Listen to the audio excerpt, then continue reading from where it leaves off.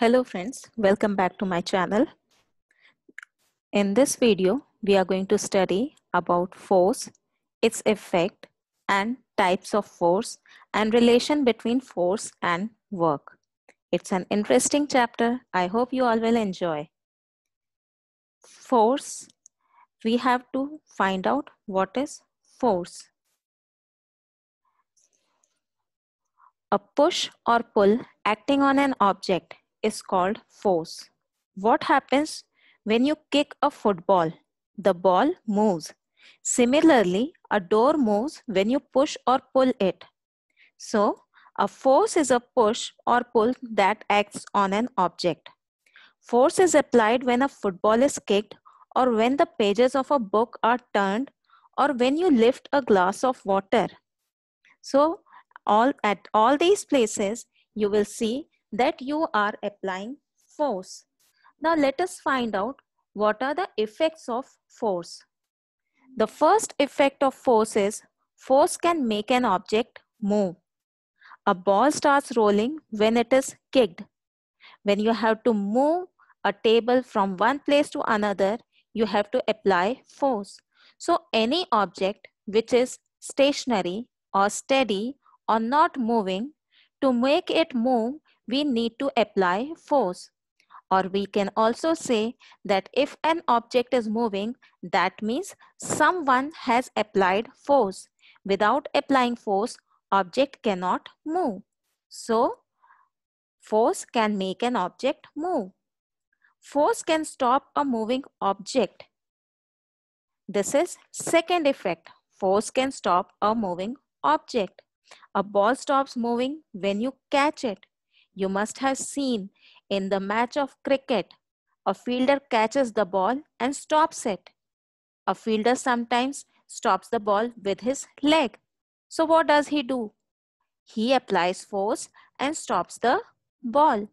When any object is coming to you, you stop it by applying force. So force can stop a moving object.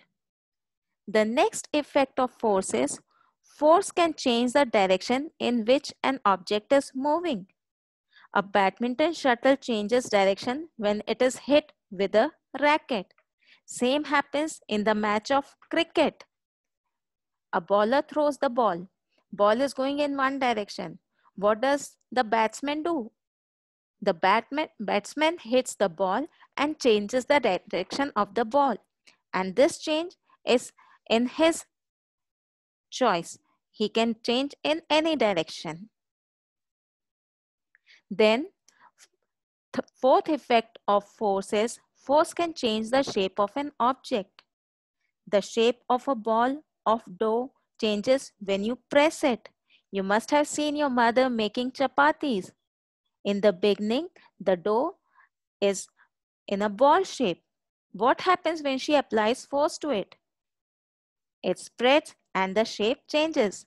When you play with clay, what do? If you have to make mountain out of clay, what do you do with clay? You apply force and change the shape of that clay. So force can change the shape of an object. Here in picture also you can see. When the force is applied, the shape of can has changed. For squeezing lemon, we have to apply force and the shape changes. When you play with smiley ball, you can press it and you can see that when you apply force, the shape changes. Now, how many types of forces are there? Here, basically, we will study about 5 types of forces.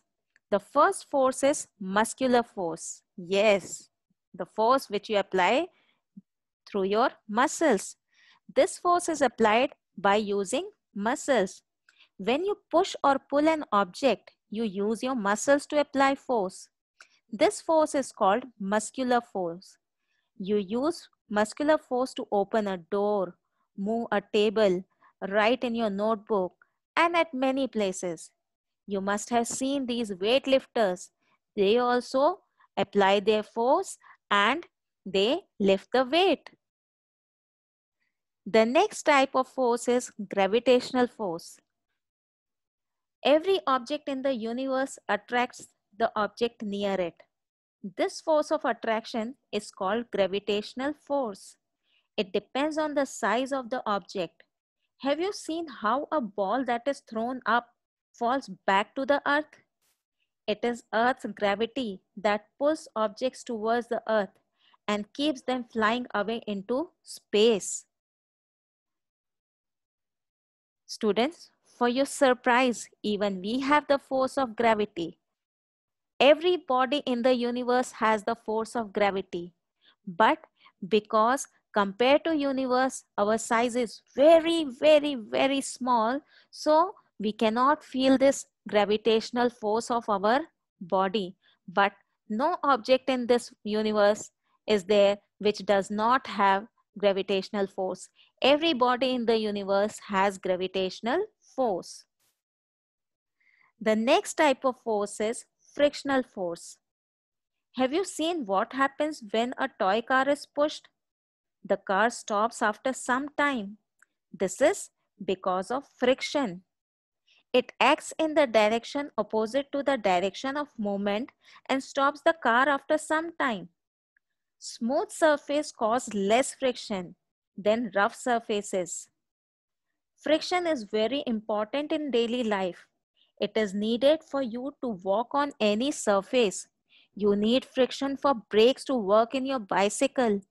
Without friction, anything that is moving will never stop by itself. So, if an object is moving and it stops, then it is because of frictional force. You might have experienced that while riding a bicycle, you find it difficult to ride bicycle on a rough surface, but you find it's very easy to ride on a smooth road. Why? Because smooth road does not have much friction, whereas rough surface has lot of friction. So movement depends on friction. Friction makes the movement difficult. The next type of force is elastic force. What happens when you stretch a rubber band and let it go? It goes back to its original length. The force that resists stretching and makes the material go back to its original state is called elastic force. Here in the picture you can see this, and you have played also using rubber band. So how does this rubber band work? It works because of elastic force. The rubber band that you use in your hair, that also works on this system only. The next type of force is mechanical force, a force that features some direct contact between two objects and results in the production of a change in state of the object. This is a kind of force that causes the object on which it acts to change its motion or start moving. It can also bend or break things. Children, here we have to understand one thing. In gravitational force, there is no physical contact between two things. But in mechanical force, there is a contact between two things. Physical contact is there. So mechanical force, like if you have to break a stick, you have to break something, you have to tear the page, then you have to apply mechanical force. Now we will understand what is the relation between force and work. You do work when you push a cart. You have to use force to do this work. This shows that you have to apply force to do work. However, you use less force to move an empty cart and more force to move a car full of things. Therefore, you do more work while moving the full cart than when moving the empty one. Children, we have to understand here one thing. When we say work, in science, work means to move something. It's not that work which you do in the notebook. In science, work means to change the position of an object. When you apply force and the object moves, then you say the work is done. But if you apply force and the object doesn't move, That means work is not done. Try to open the window. You will see that when you are applying the force, you are able to open the window. The door of the window is moving. Now try to push the wall. Is it moving? No, it will not move. So when you applied force to open the window, work is done because the object moved. But in case of moving a wall, you applied force, but the wall did not move. Wall did not change its position. So work is not done. So work is said to be done when the force applied to an object changes the position of the object. There are some things that help us to do our work easily, and they are called machines. Machine help us to do work. We will study about machine in our next video.